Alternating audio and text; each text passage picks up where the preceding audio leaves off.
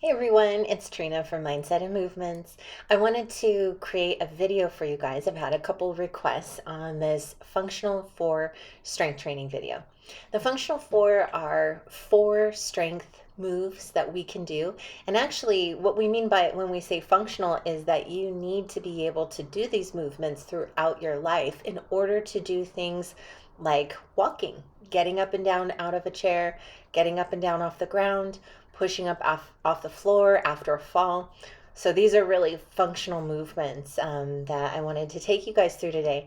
And today is a video intended for beginners. So say you have never done any strength training before, you don't necessarily want to start out with weights in your hands, you want to start out with just your body weight, and then you can build from there. And I think it's really important, my perspective and lens as a PT is to always do things that are function based and not just so much things that look good when we do them. So let's go ahead, we'll get started. We'll work on these functional for beginners. Okay, so the first thing we're looking at here is I'm just getting my band up around my thighs, jabbering, and I'm going to demonstrate here a wall sit. So a wall sit is an isometric version of a squat. It is weight bearing, but it's not moving through a range of motion. So you'll notice I just have a seat back. I touch my buns against the wall. Notice that there's no ball at my back. That's a big mistake. My chest is forward a little bit. The reason why it's a mistake to put a ball at your back is it doesn't allow your trunk to come forward, which doesn't allow your glutes to work as hard. So you want to be thinking about ripping the floor apart with your feet and then having your buns touching the wall, chest is forward a little. People might only be able to hold this for, 15 seconds, 10 seconds at first. You want to maintain your neutral spine while you're working on your wall sit. Work up to holding about 1 minute, 30 seconds. Work on getting deeper with that. Now we're going to transition into doing an upper body exercise, which is a push-up. And the way that I always start with push-ups with people is against the wall. And this is so that your body can just get used to the forces that you're asking yourself to control, right? So you can always start on the ground with this, right? If you know you're strong, or on the ground with your knees.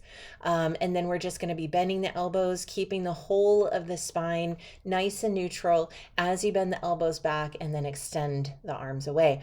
Notice that my head and neck are not moving on top of my mid back, but my shoulder blades are able to sort of move back together and then press apart. So no movement of the head and neck while you're working on your push-ups.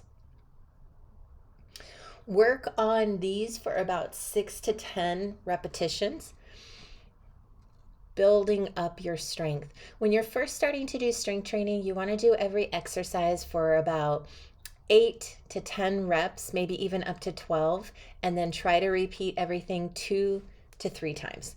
Now we're going to transition into a lunge, and I think lunges are some of the hardest exercises that we actually do in our practical strength class.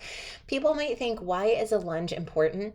Lunges are an asymmetrical squat. So if you cannot do a squat yet, you're just starting out with a wall sit, don't even worry about this lunge. What you might want to work on is just getting into this what we call like a staggered stance, where one foot is in front of the other, like I'm in right there, and just holding that alignment. Now notice that my trunk is not totally upright, I'm forward. And again, the reason for that is so that I can really use the glute muscles on the back of my body.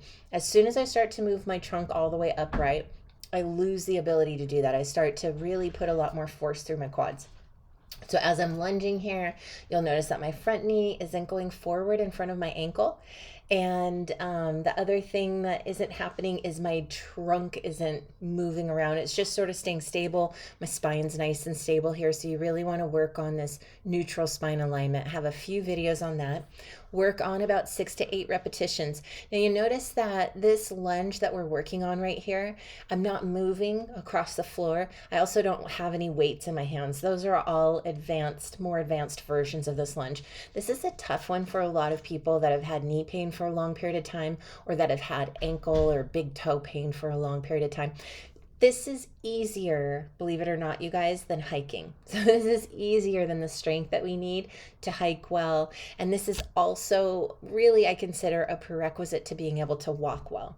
So remember, walking, swimming, riding our bikes, these are not forms of strength training. In order to strength train, we have to really specifically target muscle, right? And first we do that without weight bearing, but then these versions are demonstrating mostly weight bearing. This next one for the row and the push up, I really modified weight bearing. And this is important because a lot of us women tend to be weaker in our upper body. So just starting strength training might feel like a lot, you know.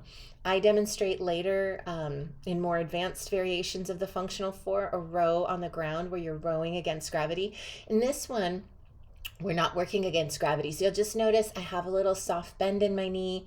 My buns are slightly behind my knees, right? So my chest is pretty upright. You'll notice that I'm squeezing the muscles between my shoulder blades, and I'm really trying not to pull my shoulder blades up towards my ears. My t-shirt kind of looks like, the way that it's getting bunched up, it kind of looks like I'm shrugging my shoulders up to my ears, but I'm really not. You just want to pull the muscles together behind your back and release. Again, work on about 8 to 12 repetitions of that. And then, you can go on from there. So once you get good at these, you can start to work on harder variations. And the way that you know that you'll be ready for the next step, either a harder version of an activity that you're working on, or adding weights, or maybe a new form of exercise, is when generally you can do 8 to 12 repetitions without breaking form, without fatigue, and then repeat that 2 to 3 times. And usually you kind of want to change exercises. So you can either change all of them like we did the 4 in sequence. So changing every single exercise after every exercise into a new one, or you can do a set of squats and a set of push-ups, then a set of rows and a set of lunges, something like that. Okay, so I hope this was helpful to go over form and just go over the basic for a functional strength training exercises, why we need to be doing that, and what strength training is and what it isn't. And I hope you have a good time. If you want to find out more